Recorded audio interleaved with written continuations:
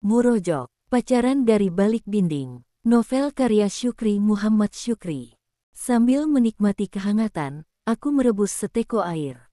Sembari menunggu rebusan air mendidih, kumasukkan 5 potong ketela sekepalan tangan ke dalam bara api.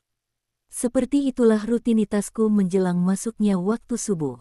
Di antara gemercik bara api, sayup-sayup terdengar kumandang azan melalui toa mersah pesantren pasir. Suara panggilan kepada orang-orang yang masih tertidur.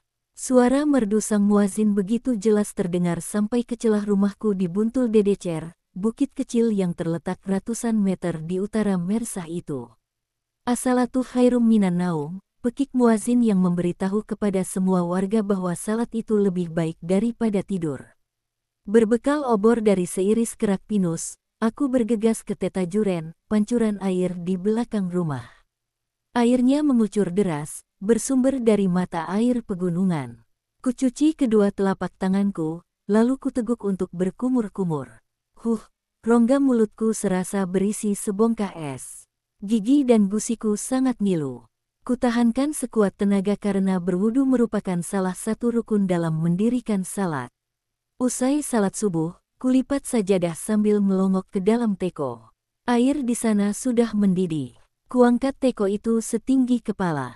Pelan-pelan kutuang air panas bersuhu 100 derajat Celcius itu ke dalam mangkok kaleng berisi bubuk kopi. Hempasan air panas itu menyebabkan bubuk kopi ikut mengelegak mengeluarkan krema sembari menebarkan aroma kopi. 5 menit kemudian, kuseruput seteguk cairan hitam itu, kubiarkan cairannya sampai menyentuh langit-langit rongga mulut. Saraf perasaku mendeteksi rasa karamel, pahit, dan sepat. Kuambil sepotong kecil gula aren, kukunyah untuk menawar rasa pahit dan sepat.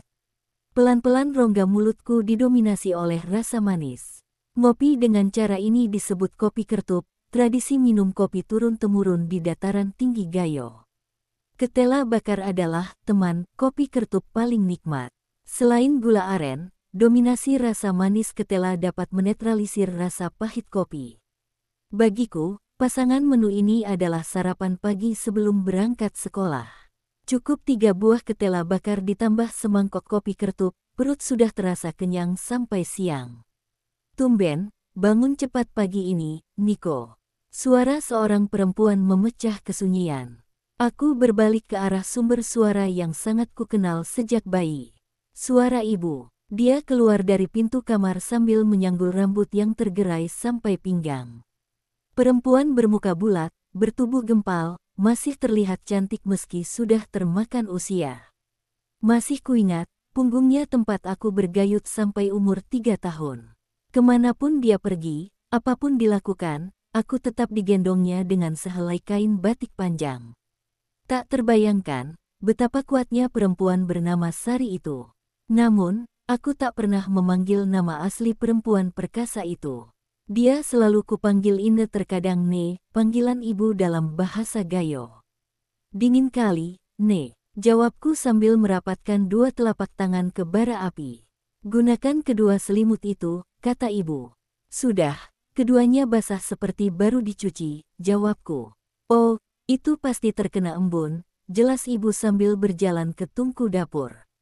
Sebelum berwudu, ibu selalu merebus sedandang air. Selesai salat, air itu sudah mendidih. Sambil menanak nasi dan menyiapkan menu sarapan pagi, pelan-pelan air panas itu suam dengan sendirinya. Itulah air minum kami sekeluarga, air sehat yang bebas bakteri, cukup untuk kebutuhan sehari. Saya mau ke rumah Adi, Ne, kataku meminta permisi kepada ibu. Kapan? Tanya ibu sambil meniup bara api dengan seruas bambu kecil. Sekarang, jawabku. Acara apa? Tanya ibu heran sambil berbalik menatap wajahku. Magic, sebutku.